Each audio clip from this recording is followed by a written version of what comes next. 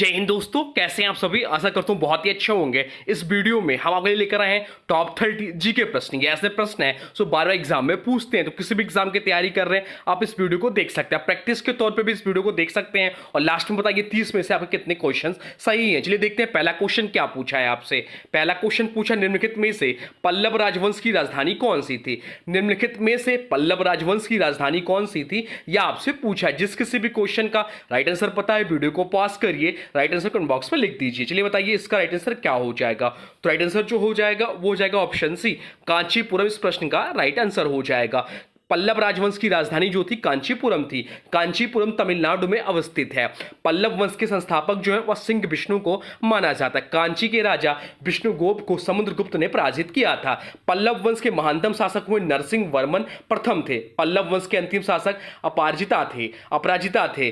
तंजाउर जो तंजौर है जो चोल वंश की राजधानी है। और बाकी ऑप्शन में दिया जो है पांडव वंश की मदुरई जो है वह पांडव वंश की राजधानी है। यह भी सब पॉइंट ध्यान रखिएगा। अब चलते हैं अगले प्रश्न की ओर, देखते हैं अगला प्रश्न क्या पूछा है आपसे। अगला प्रश्न पूछा, धूपगढ़ चोटी भारत के किस राज्य में स्थित है। धूपगढ़ चोटी जो है वह भारत के किस राज्य में स्थित है, यह आपसे पूछा। चलिए बताइए इसका राइट आंसर क्या हो जाएगा।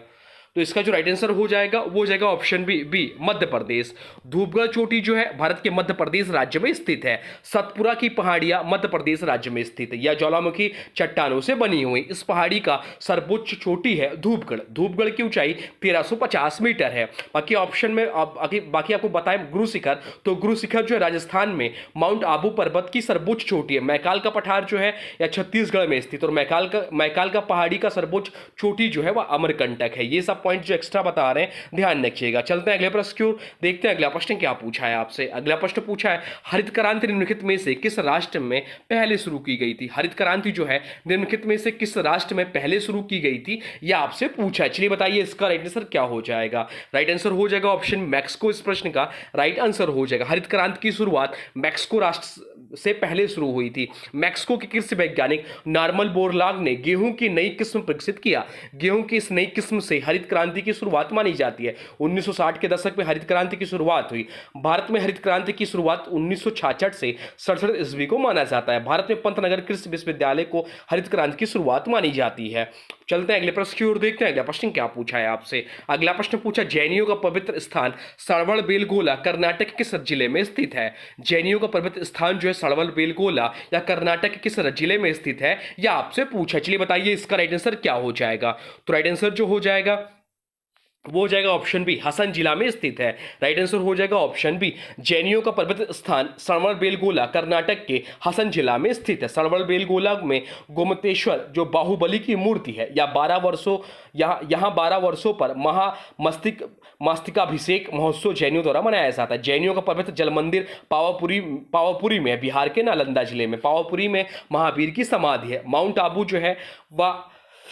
आबू जो पर्वत जो है यह दिलवाड़ा का जैन मंदिर है। ये सब पॉइंट ध्यान रखिएगा। अब चलते हैं अगले प्रश्न की ओर, देखते हैं अगला प्रश्न क्या पूछा है आपसे। अगला प्रश्न पूछा है, गोलकुंडा किले का निर्माण 14वीं शताब्दी में किस राजवंश द्वारा किया गया था। गोलकुंडा किले का निर्माण 14वीं शताब्दी में किस राजवंश द्वारा किया गया था, यह आपसे पूछा है। चलिए बताइए इसका राइट आंसर क्या हो जाएगा। तो राइट आंसर जो हो जाएगा वो हो जाएगा ऑप्शन सी, काकतीय वंश। गोलकुंडा किले का निर्माण 14वीं शताब्दी में काकतीय राजवंश द्वारा किया गया था। 1364 ईस्वी में वारंगल नरेश ने गोलकुंडा किले को बहमनी सुल्तान महमूद शाह के हवाले कर दिया था। 1518 ईस्वी में गोलकुंडा राज्य का संस्थापक कुली कुतुब शाह था। गोलकुंडा पर औरंगजेब ने 1687 ईस्वी में विजय प्राप्त किया था। चलते हैं अगले प्रश्न की ओर, देखते हैं अगला प्रश्न क्या पूछा है आपसे। अगला प्रश्न पूछा, भारत का संविधान 26 जनवरी 1950 को लागू हुआ था। किस अधिनियम या शासन दस्तावेज को इसने प्रतिस्थापित किया था, यह आपसे पूछा। चलिए बताइए इसका राइट आंसर क्या हो जाएगा। राइट आंसर हो जाएगा ऑप्शन सी, भारत सरकार अधिनियम 1935 इस प्रश्न का राइट आंसर हो जाएगा। भारत का संविधान 26 जनवरी 1950 को लागू हुआ था। जो भारत सरकार अधिनियम 1935 को इसमें प्रतिस्थापित किया गया था। भारतीय संविधान में सबसे सबसे अधिक अनुच्छेद भारत शासन एक्ट 1935 से लिया गया है। भारतीय दस्तावेज 1935 से लगभग 250 अनुच्छेद भारतीय संविधान में लिया गया है। भारत शासन एक्ट 1935 पूर्ण रूप से 1 अप्रैल 1937 से लागू किया गया था। भारतीय संविधान सभा की रचना कैबिनेट मिशन के प्रस्ताव पर हुआ था। संविधान की रचना में लगभग 60 देश के संविधान की गहन अध्ययन के आधार पर किया गया था। भारतीय संविधान में सबसे अधिक ग्रेट ब्रिटेन से लिया गया है। इसके लिए सबसे अधिक यूएस से लिया गया। इसके बाद जो है सबसे अधिक यूएसए से लिया गया। संविधान शब्द का प्रयोग सर्वप्रथम हेनरी बेन ने किया था। अब चलते हैं अगले प्रश्न की ओर, देखते हैं अगला प्रश्न क्या पूछा है आपसे। अगला प्रश्न पूछा, भारत सरकार द्वारा समय समय पर कृषि उपज का न्यूनतम समर्थन मूल्य जारी करती है। एमएसपी का पूर्ण रूप क्या है, यह आपसे पूछा है। भारत सरकार समय समय पर कृषि उपज का न्यूनतम समर्थन मूल्य यानी कि एमएसपी जारी करती है। आपसे पूछा एमएसपी का पूर्ण रूप क्या है, तो एमएसपी का पूर्ण रूप जो है वह है minimum support price. Minimum support price यानी कि right option B right answer हो जाएगा, मिनिमम सपोर्ट प्राइस। भारत सरकार समय समय पर कृषि उपज का न्यूनतम समर्थन मूल्य एमएसपी जारी करती। एमएसपी का पूर्ण रूप है मिनिमम सपोर्ट प्राइस। कृषि मूल्य नीति के लिए सर्वप्रथम 1965 में कृषि लागत आयोग का गठन किया गया था। कृषि लागत आयोग का नाम बदलकर 1985 ईस्वी में कृषि लागत और कीमत आयोग यानी कि CACP कर दिया गया। CACP का उद्देश्य कृषकों को उसके उत्पादन का उचित मूल्य उपलब्ध कराना है। अब चलते हैं अगले प्रश्न की ओर, देखते हैं अगला प्रश्न क्या पूछा है आपसे। अगला प्रश्न पूछा है, भारत में हॉकी के लिए 8 ओलंपिक स्वर्ण पदक जीते हैं। भारत ने ओलंपिक में हॉकी के लिए पिछली बार स्वर्ण पदक कब जीता था? भारत ने हॉकी के लिए 8 ओलंपिक स्वर्ण पदक जीते हैं। आपसे पूछा भारत ने ओलंपिक में हॉकी के लिए पिछली बार स्वर्ण पदक कब जीता था, यह आपसे पूछा। चलिए बताइए राइट आंसर क्या हो जाएगा। राइट आंसर हो जाएगा ऑप्शन ए 1980। इस प्रश्न का राइट आंसर हो जाएगा। भारत ने हॉकी के लिए 8 ओलंपिक स्वर्ण पदक जीते हैं। भारत ने ओलंपिक में हॉकी के लिए पिछली बार स्वर्ण पदक 1980 में जीता था। भारत में अब तक सर्वाधिक स्वर्ण पदक हॉकी में ओलंपिक खेल में जीता है। भारत अंतिम बार मास्को ओलंपिक में स्वर्ण पदक जीता था। भारत ने प्रथम बार हॉकी खेल में स्वर्ण पदक 1928 के एम्स्टर्डम ओलंपिक में जीता था।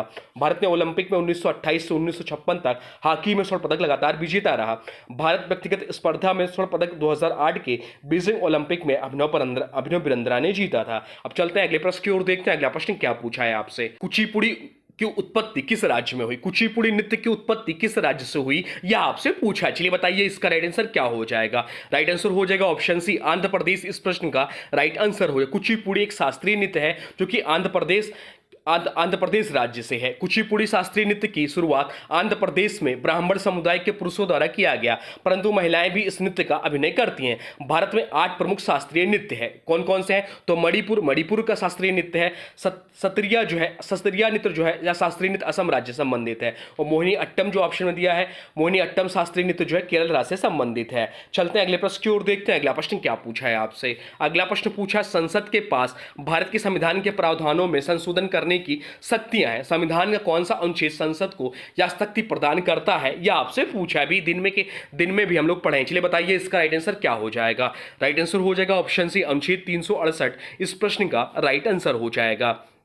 भारत के पास भारत के संविधान के प्रावधानों में संशोधन करने की शक्तियां संविधान का अनुच्छेद 368 यह अधिकार संसद को प्रदान करता है। भारतीय संविधान के किस भाग में बताइए आप लोगों को किस अनुच्छेद का संबंध संविधान संशोधन से, यह आपसे प्रश्न है, पूछा गया है। और भारतीय संविधान में संशोधन की प्रक्रिया किस देश से लिया गया है, यह भी आप लोग से पूछा। चलिए बताइए इसका राइट आंसर क्या हो जाएगा। तो भारतीय संविधान के भाग 20 के अनुच्छेद 368 का संबंध संविधान संशोधन से, और भारतीय संविधान में संशोधन की प्रक्रिया जो है दक्षिण अफ्रीका से लिया गया है। अब चलते हैं अगले प्रश्न की ओर, देखते हैं अगला प्रश्न क्या पूछा है आपसे। अगला प्रश्न पूछा, स्वच्छ भारत अभियान भारत सरकार द्वारा किसकी जयंती पर शुरू किया गया? स्वच्छ भारत अभियान भारत सरकार द्वारा किसकी जयंती पर शुरू किया गया, यह आपसे पूछा है। चलिए बताइए इसका राइट आंसर क्या हो जाएगा। राइट आंसर हो जाएगा ऑप्शन बी महात्मा गांधी। इस प्रश्न का राइट आंसर हो जाएगा। स्वच्छ भारत अभियान भारत सरकार द्वारा महात्मा गांधी जयंती पर शुरू किया गया। स्वच्छ भारत अभियान 2 अक्टूबर 2014 को प्रारंभ किया गया था। अब चलते हैं अगले प्रश्न की ओर, देखते हैं अगला प्रश्न क्या पूछा है आपसे। अगला प्रश्न पूछा है, निम्न में से किस पोषक तत्व की कमी से रिकेटस नामक बीमारी होती है? निम्न में से किस पोषक तत्व की कमी से रिकेटस नामक बीमारी होती है, यह आपसे पूछा है। चलिए बताइए इसका राइट आंसर क्या हो जाएगा। राइट आंसर हो जाएगा ऑप्शन बी विटामिन डी की कमी से। विटामिन डी पोषक तत्व की कमी से रिकेटस नामक बीमारी होती है। विटामिन डी का रासायनिक नाम जो है कैल्सीफेरॉल है। विटामिन डी की कमी से जो वयस्क में ऑस्टियोमलेशिया नामक बीमारी होती है। विटामिन बी की कमी से बेरी बेरी नमक रोग होता है और विटामिन ए की कमी से रतौंधी नमक रोग होता है। विटामिन ए का रासायनिक नाम रेटिनॉल होता है, यह भी ध्यान रखिए। चलते हैं अगले प्रश्न की ओर, देखते हैं अगला प्रश्न क्या पूछा है आपसे। अगला प्रश्न पूछा है, भारत में राज्यों के राज्यपालों की नियुक्ति करने का अधिकार किसके पास है? भारत में राज्यों के राज्यपाल की नियुक्ति करने का अधिकार किसके पास है, यह आपसे पूछा है। चलिए बताइए इसका राइट आंसर क्या हो जाएगा। राइट आंसर जो हो जाएगा वो हो जाएगा ऑप्शन डी, राष्ट्रपति के पास है। ऑप्शन डी राइट आंसर हो जाएगा। भारत में राज्यों के राज्यपालों की नियुक्ति करने का अधिकार राष्ट्रपति पास है। अनुच्छेद 153 के तहत प्रत्येक राज्य के लिए एक राज्यपाल के पद का प्रावधान किया गया है। राज्यपाल की नियुक्ति जो होती है 5 वर्षों के लिए की जाती है। राज्यपाल को उच्च न्यायालय के मुख्य न्यायाधीश शपथ दिलाते हैं, यह भी पॉइंट ध्यान रखिएगा। चलते हैं अगले प्रश्न की ओर, देखते हैं अगला प्रश्न क्या पूछा है आपसे। अगला प्रश्न पूछा, रेगुर मिट्टी को और किस मिट्टी के नाम से जाना जाता है? रेगुर मिट्टी को और किस मिट्टी के नाम से जाना जाता है, यह आपसे पूछा। चलिए बताइए इसका राइट आंसर क्या हो जाएगा। तो रेगुर मिट्टी को जो अन्य नाम से जानते हैं वह काली मिट्टी के नाम से जानते हैं। राइट आंसर हो जाएगा ऑप्शन बी, रेगुर मिट्टी को काला मिट्टी के नाम से जाना जाता है। इस मिट्टी का निर्माण लावा युक्त बेसाल्ट चट्टान के विखंडन से हुआ। इस मिट्टी को उष्णकटिबंधीय चेरनोजम भी कहा जाता है। इस मिट्टी की जल धारण क्षमता सर्वाधिक होती है। काली मिट्टी कपास उत्पादन हेतु अत्यधिक उपयोगी एवं विख्यात है। मिट्टी या मृदा का अध्ययन पेडोलॉजी कहलाता है, यह भी पॉइंट ध्यान रखिए। जो एक्स्ट्रा बताते हैं वो जरूर ध्यान रखिए, वो क्वेश्चन से लिंक रहता है पर बहुत ही महत्वपूर्ण रहता है। अब चलते हैं अगले प्रश्न की ओर, देखते हैं अगला प्रश्न क्या पूछा है आपसे। अगला प्रश्न पूछा, हरिप्रसाद चौरसिया क्या बजाने के लिए जाने जाते हैं? हरिप्रसाद चौरसिया जो है क्या बजाने के लिए जाने जाते हैं, यह आपसे पूछा है। चलिए बताइए इसका राइट आंसर क्या हो जाएगा। तो राइट आंसर जो हो जाएगा वो हो जाएगा ऑप्शन सी, बांसुरी। इस प्रश्न का राइट आंसर हो जाएगा। हरिप्रसाद चौरसिया बांसुरी बजाने के लिए जाने जाते हैं। अल्लाह रखा खां एवं जाकिर हुसैन प्रसिद्ध तबला वादक हैं और उस्ताद रहमान खान प्रसिद्ध पखावज उत्पादक हैं। पंडित रविशंकर और उस्ताद विलायत खां प्रसिद्ध सितार वादक हैं। सितार का आविष्कार अमीर खुसरो ने किया था, ये सब पॉइंट ध्यान रखिएगा। चलते हैं अगले प्रश्न की ओर, देखते हैं अगला प्रश्न क्या पूछा है आपसे। अगला प्रश्न पूछा, किस पूर्व प्रधानमंत्री ने चेंजिंग इंडिया पुस्तक लिखी है? किस पूर्व प्रधानमंत्री ने चेंजिंग इंडिया पुस्तक लिखी है, यह आपसे पूछा। चलिए बताइए इसका राइट आंसर क्या हो जाएगा। राइट आंसर हो जाएगा ऑप्शन डी, मनमोहन सिंह ने चेंजिंग इंडिया नामक पुस्तक लिखी है। मनमोहन सिंह पूर्व प्रधानमंत्री ने चेंजिंग इंडिया पुस्तक लिखी है। अटल बिहारी वाजपेयी द्वारा लिखित पुस्तक जो है राजनीति की रफीले राहें इन्होंने लिखा है। और अयोध्या दिसंबर 1992 पीवी नरसिम्हा राव द्वारा लिखित पुस्तक है।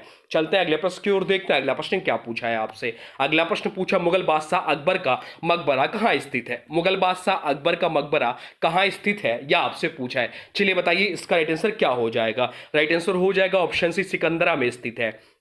मुगल बादशाह अकबर का मकबरा सिकंदरा में, सिकंदरा उत्तर प्रदेश की आगरा स्थित स्थल है। महाराष्ट्र के औरंगाबाद जिले में औरंगजेब की बेगम दिलरास बानो बेगम का मकबरा, जिसे बीबी का मकबरा भी कहते हैं। बीबी का मकबरा को द्वितीय ताजमहल की पदवी दी गई है। और जहांगीर, बाबर तथा बहादुर शाह द्वितीय ऐसे 3 मुगल बादशाह हैं जिनका मकबरा भारत में नहीं विदेश में है। बाबर का मकबरा काबुल में है, जहांगीर का मकबरा लाहौर में है और बहादुर शाह जफर द्वितीय का जो मकबरा है रंगून में। ये सब पॉइंट ध्यान रखिएगा। चलते हैं अगले प्रश्न की ओर, देखते हैं अगला प्रश्न क्या पूछा है आपसे। अगला प्रश्न पूछा है, भारत रत्न पुरस्कार प्राप्त करने वाले पहले खिलाड़ी कौन है? भारत रत्न पुरस्कार प्राप्त करने वाले पहले खिलाड़ी कौन है, यह आपसे पूछा है। चलिए बताइए इसका राइट आंसर क्या हो जाएगा। तो राइट आंसर हो जाएगा ऑप्शन सी, सचिन तेंदुलकर इस प्रश्न का राइट आंसर हो जाएगा। भारत रत्न पुरस्कार प्राप्त करने वाले प्रथम खिलाड़ी जो है वह सचिन तेंदुलकर है। भारत रत्न भारत का सर्वोच्च नागरिक पुरस्कार है। इस पुरस्कार का शुरुआत 1954 में किया गया था। सचिन को भारत रत्न पुरस्कार 2014 में दिया गया। भारत रत्न पुरस्कार सम्मानित व्यक्ति को वरीयता क्रम में 7वां स्थान प्राप्त होता है। यह भी ध्यान रखिए, यहाँ पे पूछ लेता है कि भारत रत्न पुरस्कार सम्मानित व्यक्ति को वरीयता क्रम में कौन सा स्थान प्राप्त होता है, तो 7वां स्थान प्राप्त होता है। चलते हैं अगले प्रश्न की ओर, देखते हैं अगला प्रश्न क्या पूछा है आपसे। अगला प्रश्न पूछा है, दूध में निम्नलिखित में से कौन सा अम्ल पाया जाता है? दूध में निम्नलिखित में से कौन सा अम्ल पाया जाता है, यह आपसे पूछा। चलिए बताइए इसका राइट आंसर क्या हो जाएगा। राइट आंसर हो जाएगा ऑप्शन बी, लैक्टिक अम्ल पाया जाता है। दूध में लैक्टिक अम्ल पाया जाता है। अम्ल स्वाद में खट्टा होता है। अम्ल का पीएच मान 7 से कम होता है। अम्ल H+ आयन प्रदान करता है। अम्ल नीले लिटमस पेपर को लाल कर देता है। अम्ल इलेक्ट्रॉन का त्याग करता है। ये सब पॉइंट ध्यान रखिए। अब चलते हैं अगले प्रश्न की ओर, देखते हैं अगला प्रश्न क्या पूछा है आपसे। अगला प्रश्न पूछा है, निम्नलिखित में से कौन सा भारत का शास्त्रीय नृत्य नहीं है? निम्नलिखित में से कौन कौन सा भारत का शास्त्रीय नृत्य नहीं है, यह आपसे पूछा है। चलिए बताइए इसका राइट आंसर क्या हो जाएगा। तो इसका जो राइट आंसर हो जाएगा वो हो जाएगा भांगड़ा। भांगड़ा जो है भारत का शास्त्रीय नृत्य नहीं है, बाकी कथकली, उड़ीसी, मोहिनी अट्टम ये सभी शास्त्रीय नृत्य हैं। तो भांगड़ा भारत का शास्त्रीय नृत्य नहीं है। वैसे नृत्य जिनका उल्लेख शास्त्रीय या धार्मिक ग्रंथों में मिलता है शास्त्रीय नृत्य कहलाता है। भरतनाट्यम जो है तमिलनाडु का शास्त्रीय नृत्य है। कुचिपुड़ी जो है आंध्र प्रदेश का शास्त्रीय नृत्य है। कथकली तथा मोहिनी अट्टम केरल का शास्त्रीय नृत्य। उड़ीसी जो है उड़ीसा का शास्त्रीय नृत्य है। मणिपुरी जो है मणिपुर का शास्त्रीय नृत्य है। तो कथक जो है उत्तर प्रदेश का शास्त्रीय नृत्य है। सत्रिया जो है असम का शास्त्रीय नृत्य है। और भांगड़ा जो है पंजाब का लोक नृत्य है। अब चलते हैं अगले प्रश्न की ओर, देखते हैं अगला प्रश्न क्या पूछा है आपसे। अगला प्रश्न पूछा, हड़प्पा और मोहनजोदड़ो के प्राचीन शहर किस नदी के किनारे बसाए गए हैं। हड़प्पा और मोहनजोदड़ो के प्राचीन शहर किस नदी के किनारे बसाए गए हैं, यह आपसे पूछा। चलिए बताइए इसका राइट आंसर क्या हो जाएगा। राइट आंसर हो जाएगा ऑप्शन सी, सिंधु नदी के किनारे। राइट आंसर हो जाएगा ऑप्शन सी, हड़प्पा और मोहनजोदड़ो के प्राचीन शहर सिंधु नदी के किनारे बसाए गए। हड़प्पा और मोहनजोदड़ो हड़प्पा सभ्यता कालीन शहर हैं। हड़प्पा वर्तमान समय में पाकिस्तान के सिंध प्रांत में मोंटोगोमरी जिला में रावी नदी के तट पर स्थित है। मोहनजोदड़ो वर्तमान समय में पाकिस्तान के पंजाब प्रांत में लरकाना जिले में सिंधु नदी के तट पर स्थित शहर है। अब चलते हैं अगले प्रश्न की ओर, देखते हैं अगला प्रश्न क्या पूछा है आपसे। अगला प्रश्न पूछा, हेमिस त्योहार किस भारतीय राज्य में मनाया जाता है। हेमिस त्योहार जो है वह किस भारतीय राज्य में मनाया जाता है, यह आपसे पूछा है। तो राइट आंसर हो जाएगा ऑप्शन डी, जम्मू और कश्मीर। अब यह केंद्र शासित राज्य नहीं है, यह केंद्र शासित प्रदेश है। यह पॉइंट ध्यान रखिएगा, केंद्र शासित प्रदेश है जम्मू और कश्मीर।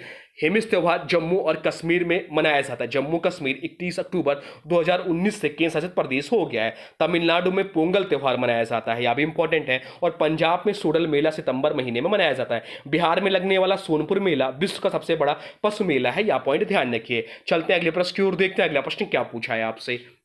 अगला प्रश्न पूछा है, निम्नलिखित में से किस देश का संविधान दुनिया का सबसे छोटा संविधान है। निम्नलिखित में से किस देश का संविधान जो है दुनिया का सबसे छोटा संविधान है, यह आपसे पूछा है। चलिए बताइए इसका राइट आंसर क्या हो जाएगा। तो राइट आंसर हो जाएगा ऑप्शन सी, संयुक्त राज्य अमेरिका। इस प्रश्न का राइट आंसर हो जाएगा संयुक्त राज्य अमेरिका। देश का संविधान दुनिया का सबसे छोटा संविधान है। दुनिया का पहला लिखित संविधान अमेरिका का है। अमेरिका का संविधान 1789 में लागू हुआ था। भारत का संविधान दुनिया का सबसे बड़ा लिखित संविधान है। ब्रिटेन का संविधान अलिखित है। भारतीय संविधान का निर्माण संविधान सभा द्वारा किया गया था। भारतीय संविधान में कुल 395 अनुच्छेद, मूल रूप से 22 भाग तथा 12 अनुसूची हैं। चलते हैं अगले प्रश्न की ओर, देखते हैं अगला प्रश्न क्या पूछा है आपसे। अगला प्रश्न पूछा, ऐतिहासिक नालंदा विश्वविद्यालय किसके शासनकाल में स्थापित किया गया था। ऐतिहासिक नालंदा विश्वविद्यालय किसके शासनकाल में स्थापित किया गया था, यह आपसे पूछा है। चलिए बताइए इसका राइट आंसर क्या हो जाएगा। राइट आंसर हो जाएगा ऑप्शन डी, कुमार गुप्त। इस प्रश्न का राइट आंसर हो जाएगा ऐतिहासिक नालंदा विश्वविद्यालय कुमार गुप्त शासनकाल में स्थापित हुआ था। कुमार गुप्त राजवंश के शासक थे। चंद्रगुप्त मौर्य ने मौर्य वंश की स्थापना कौटिल्य की सहायता से किया। दशरथ सम्राट अशोक का पौत्र यानी कि पोता था। धर्मपाल ने नालंदा विश्वविद्यालय के खर्चे को चलाने के लिए 200 गांव दान में दिया था। चलते हैं अगले प्रश्न की ओर, देखते हैं अगला प्रश्न क्या पूछा है आपसे। अगला प्रश्न पूछा, प्रसिद्ध रत्नागिरी मठ किस भारतीय राज्य में स्थित है। प्रसिद्ध रत्नागिरी मठ किस भारतीय राज्य में स्थित है, यह आपसे पूछा है। चलिए बताइए इसका राइट आंसर क्या हो जाएगा। राइट आंसर हो जाएगा ऑप्शन सी, उड़ीसा। इस प्रश्न का राइट आंसर हो जाएगा प्रसिद्ध रत्नागिरी मठ उड़ीसा राज्य में स्थित है। रत्नागिरी उड़ीसा में स्थित प्रसिद्ध बौद्ध मठ है। अब चलते हैं अगले प्रश्न की ओर, देखते हैं अगला प्रश्न क्या पूछा है आपसे। अगला प्रश्न पूछा, शिक्षा का अधिकार अधिनियम को किस वर्ष अधिनियमित किया गया। शिक्षा का अधिकार अधिनियम को किस वर्ष अधिनियमित किया गया, यह आपसे पूछा। चलिए बताइए इसका राइट आंसर क्या हो जाएगा। राइट आंसर हो जाएगा ऑप्शन ए, 2009। इस प्रश्न का राइट आंसर हो जाएगा शिक्षा का अधिकार अधिनियम को वर्ष 2009 में अधिनियमित किया गया। 66वां संविधान संशोधन द्वारा 2002 में शिक्षा के अधिकारों को मौलिक अधिकार की मान्यता दी गई। अनुच्छेद 22 का के अंतर्गत 66वां संविधान संशोधन के द्वारा पारित शिक्षा के अधिकारों को लागू करने के प्रयास में ही भारत सरकार द्वारा 2008 में निःशुल्क एवं अनिवार्य शिक्षा विधेयक 2008 को संसद ने 4 अगस्त 2009 को पारित किया। चलते हैं अगले प्रश्न की ओर, देखते हैं अगला प्रश्न क्या पूछा है आपसे। अगला प्रश्न पूछा, वह कौन सी घटना थी जिसने सरदार वल्लभ भाई पटेल के जीवन को मूल रूप से बदल दिया और उन्हें राजनीति की ओर धकेल दिया। तो राइट आंसर जो हो जाएगा इस प्रश्न का वो हो जाएगा गोधरा में महात्मा गांधी से मुलाकात। इसका राइट आंसर हो जाएगा ऑप्शन बी। इस प्रश्न का राइट आंसर हो जाएगा गोधरा में महात्मा गांधी से मुलाकात वर्ष 1917 की ने सरदार वल्लभ भाई पटेल के जीवन को मूल रूप से बदल दिया और उन्हें राजनीति की ओर धकेल दिया। 1917 में गांधी जी ने बिहार के चंपारण में सत्याग्रह आंदोलन किया था। बारदोली आंदोलन के नेता सरदार वल्लभ भाई पटेल थे। भाई को बरदोली सत्याग्रह 1928 के दौरान वहां की महिलाओं ने उन्हें सरदार की उपाधि प्रदान की। गांधी इरविन समझौता जो हुआ 5 मार्च 1921 को संपन्न हुआ। ये सब पॉइंट ध्यान रखें। चलते हैं अगले प्रश्न की ओर, देखते हैं अगला प्रश्न क्या पूछा है आपसे। अगला प्रश्न पूछा है, किस देश के राष्ट्रपिता ने भारत के पहले गणतंत्र दिवस समारोह में मुख्य अतिथि के रूप में भाग लिया? किस देश के राष्ट्रपति ने भारत के पहले गणतंत्र दिवस समारोह में मुख्य अतिथि के रूप में भाग लिया, यह आपसे पूछा है। चलिए बताइए इसका राइट आंसर क्या हो जाएगा। राइट आंसर हो जाएगा ऑप्शन डी, इंडोनेशिया। इस प्रश्न का राइट आंसर हो जाएगा। पहले गणतंत्र दिवस समारोह 26 जनवरी 1950 में इंडोनेशिया के तत्कालीन राष्ट्रपति डॉक्टर सुकर्लो ने मुख्य अतिथि के रूप में भाग लिया था। 26 जनवरी 1950 को भारत गणराज्य बना। इस दिन संविधान लागू हुआ और डॉक्टर राजेंद्र प्रसाद भारत के पहले राष्ट्रपति बने। चलते हैं अगले प्रश्न की ओर, देखते हैं अगला प्रश्न क्या पूछा है आपसे। अगला प्रश्न पूछा है, ओटावा किसकी राजधानी है? ओटावा जो है किसकी राजधानी है, यह आपसे पूछा है। तो ओटावा जो है कनाडा की राजधानी। राइट आंसर हो जाएगा ऑप्शन बी, कनाडा। कनाडा के बारे में बताएं तो राजधानी है ओटावा। सबसे बड़ा शहर है टोरंटो। मुद्रा यहाँ है कनाडियन डॉलर। और राष्ट्रीय खेल यहाँ का है आइस हॉकी और लैक्रोस, ग्रीष्मकालीन में और शीतकालीन में आइस हॉकी। बाकी अन्य अन्य राजधानी की बात करें तो ग्रीस जो है वह एथेंस की राजधानी, नॉर्वे जो है ओस्लो की राजधानी है, और फ्रांस की राजधानी जो पेरिस है, नॉर्वे की राजधानी ओस्लो है और ग्रीस की राजधानी एथेंस है। ये सब पॉइंट ध्यान रखें। चलते हैं अगले प्रश्न की ओर, देखते हैं अगला प्रश्न क्या पूछा है आपसे। अगला प्रश्न पूछा है, किस स्वतंत्रता सेनानी ने महात्मा गांधी को पहली बार राष्ट्रपिता कहकर संबोधित किया था? किस स्वतंत्रता सेनानी ने महात्मा गांधी को पहली बार राष्ट्रपिता कहकर संबोधित किया था, यह आपसे पूछा है। चलिए बताइए इसका राइट आंसर क्या हो जाएगा। राइट आंसर हो जाएगा ऑप्शन बी, सुभाष चंद्र बोस। इस प्रश्न का राइट आंसर हो जाएगा। महात्मा गांधी को राष्ट्रपिता किसने कहा? तो सुभाष चंद्र बोस ने महात्मा गांधी को पहली बार राष्ट्रपिता कहकर संबोधित किया था। यह संबोधन उन्होंने 1944 में आजाद हिंद रेडियो से एक संदेश में दिया था। यह संदेश उन्होंने बर्मा अब म्यांमार की धरती से भारत की जनता को संबोधित करते हुए दिया था। तो ये रहे टॉप 30 जीके के प्रश्न जो आपके लिए बहुत ही महत्वपूर्ण है। एक्स्ट्रा फैक्ट्स जो बताता हूं वो तो आपके लिए बहुत ही महत्वपूर्ण रहता है। अब आज की वीडियो से प्रश्न है, इसका राइट आंसर आप लोग को कमेंट बॉक्स में बताना है। आज के वीडियो से प्रश्न है कि भारत रत्न पुरस्कार प्राप्त करने वाले पहले खिलाड़ी कौन है? भारत रत्न पुरस्कार प्राप्त करने वाले पहले खिलाड़ी कौन है, या आज के वीडियो से क्वेश्चन। इसका जो भी राइट आंसर होगा कमेंट बॉक्स में जरूर बताइएगा। और वीडियो कैसा लगा इसके बारे में भी जरूर बताइए। कोई सुझाव तो अभी कमेंट बॉक्स में लिख दीजिए। और हाँ देखिए, अभी तक आपने वीडियो को लाइक नहीं किया तो प्लीज वीडियो को लाइक कर दीजिए और चैनल पे नए चैनल को सब्सक्राइब भी कर लीजिए। तो चलिए मिलते हैं एक नए वीडियो में, तब तक के लिए thanks for watching railway exam target.